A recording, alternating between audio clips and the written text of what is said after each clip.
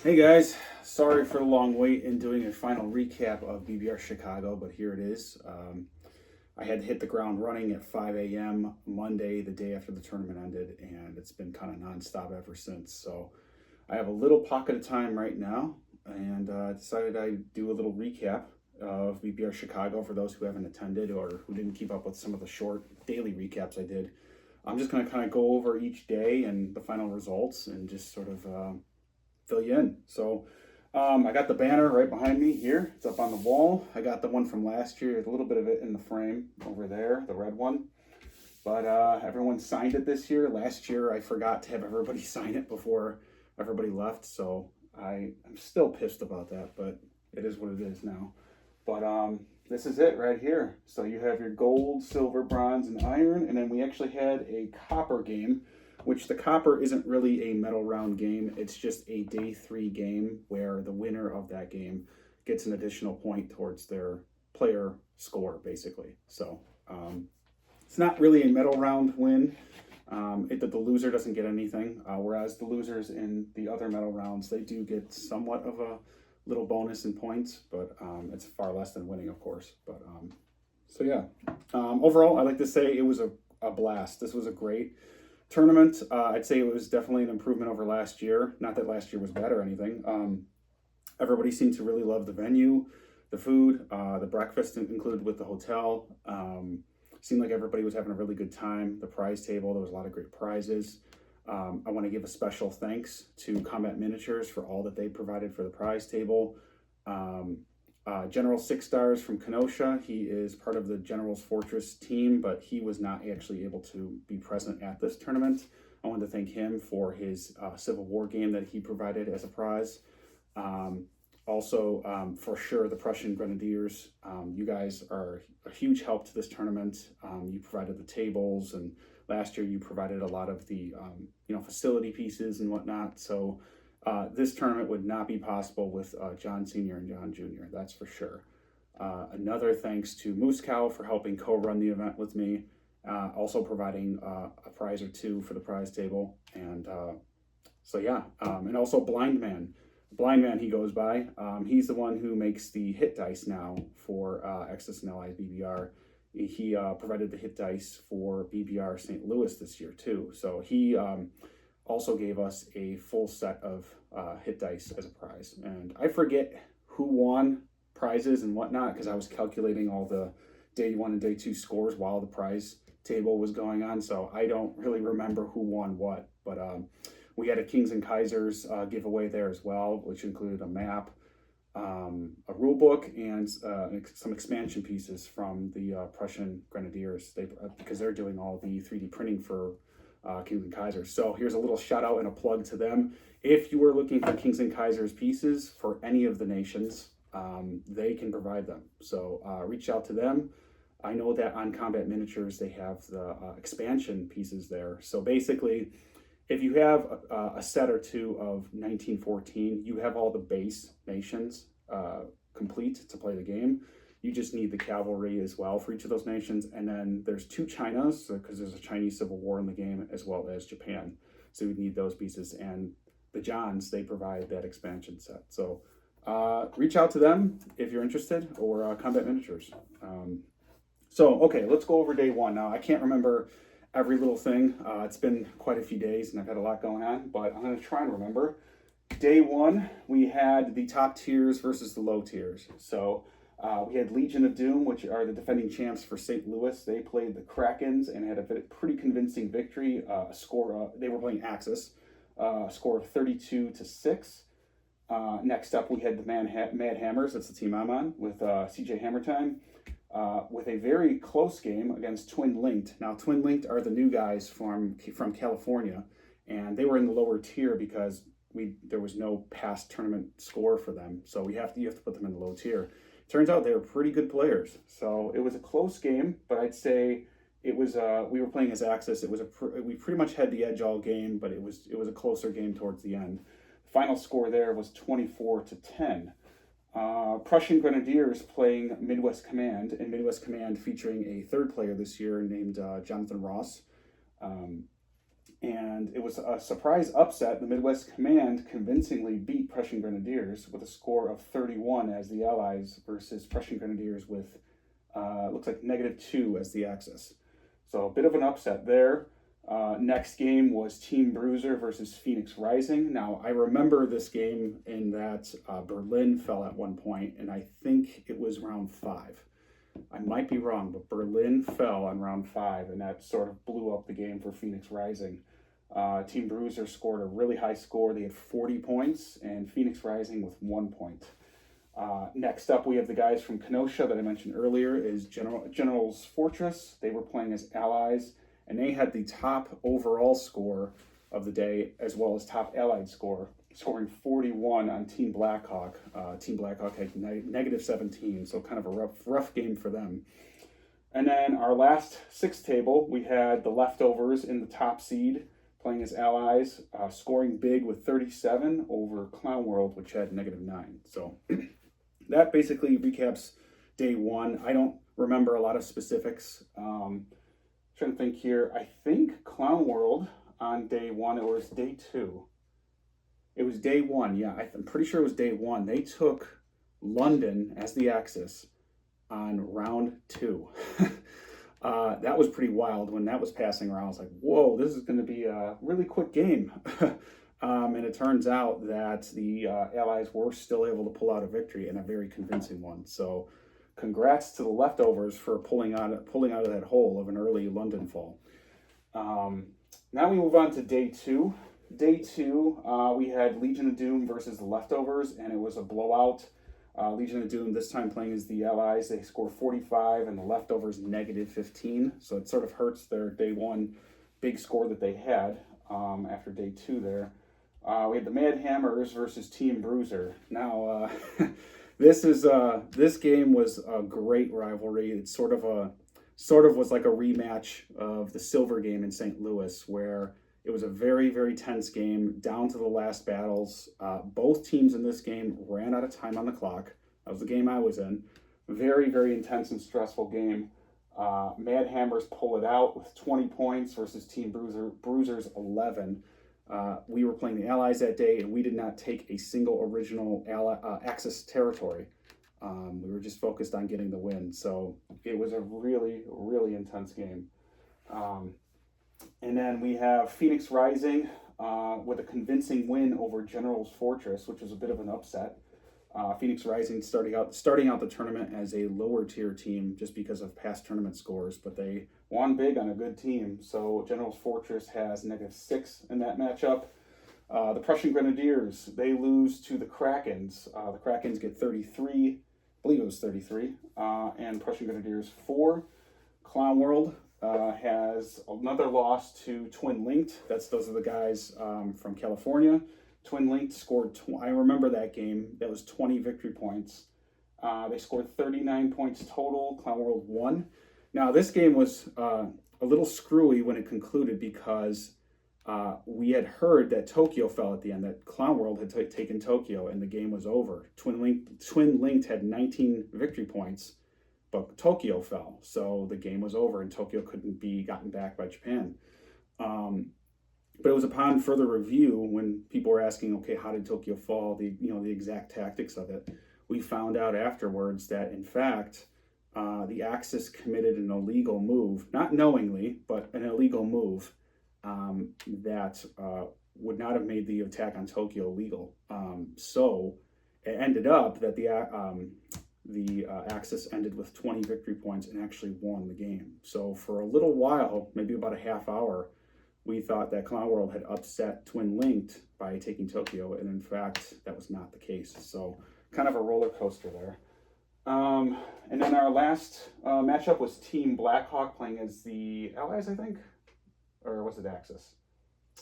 I think it's Allies. They were playing Midwest Command. I'm sorry, not Team Bruiser. Sorry, Team Blackhawk. I'm sorry, I can't even read my own handwriting.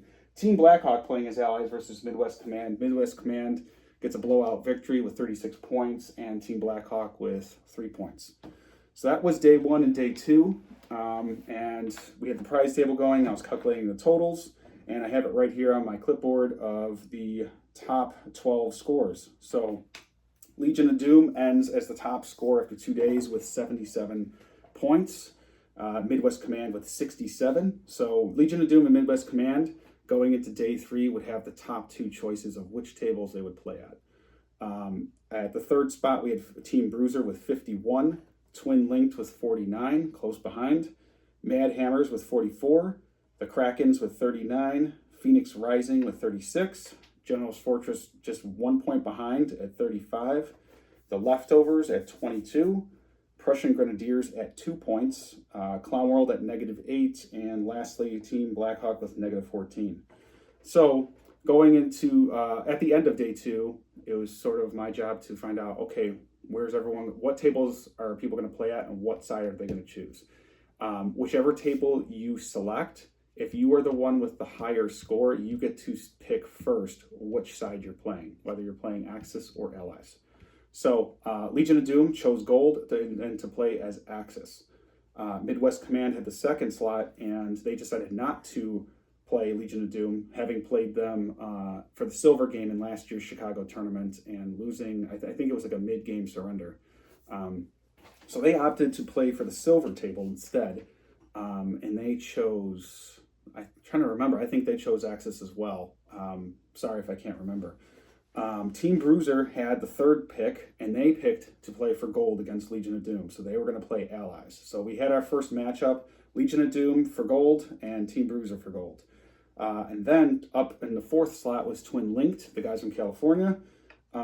They pulled out a great victory on day 2. They had a narrow loss to mine and CJ's team on day 1, but they had a high enough score to play for silver. So they chose to play for silver against Midwest Command. So we had 2 matchups there. Now we have Midwest Command versus Twin Linked.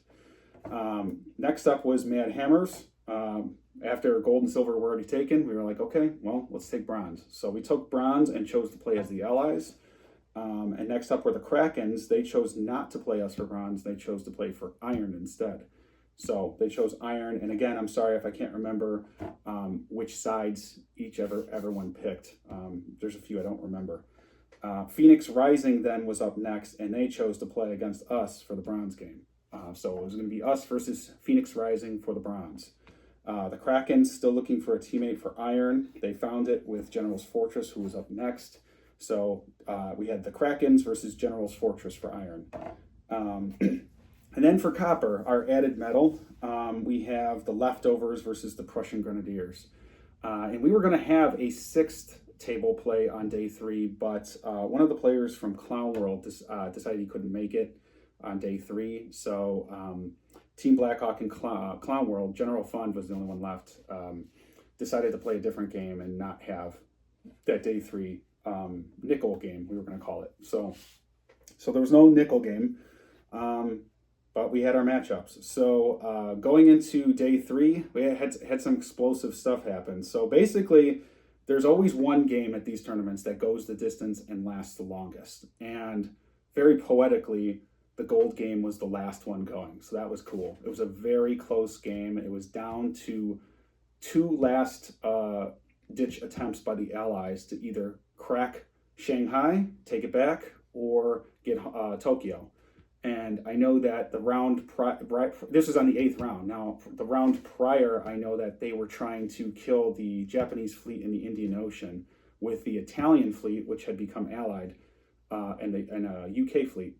And they were unable to do so. Had they done so, the entire Indian Ocean would have been theoretically wide open, and they might have been able to snag a victory point or 2. So really, the Allies just needed 1 victory point to win the game. And they couldn't get it. The rolls weren't with them, but the odds also weren't either for the Shanghai and Tokyo battles, and it was a round 8 concession. So it was a very exciting game.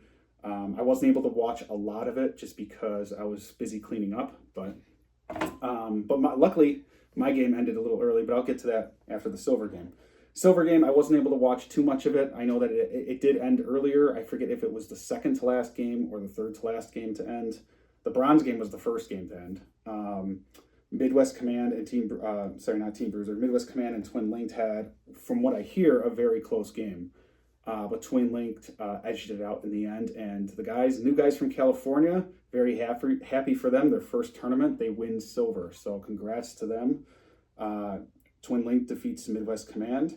Getting back to the gold game, Legion of Doom won that game. So I just want to give them a little call out there. Legion of Doom wins that game. So they are back-to-back champions for St. Louis and Chicago this year in 2024. And then we get to the bronze game. This game was kind of funny because it ended on, I think it was round 4 or 5.